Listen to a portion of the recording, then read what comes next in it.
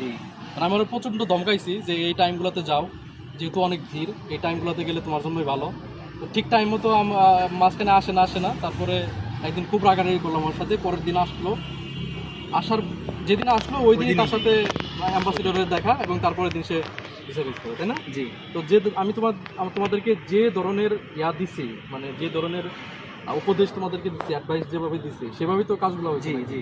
তো তুমি কি বলবো, যদি রাশিয়াতে আরো স্টুডেন্ট পড়াশোনা করতে যাইতে চায়, তো তুমি কি আমাদেরকে সাজেস্ট করবে, আমাকে জি, সাজেস্ট জি, করবে? অবশ্যই, অবশ্যই।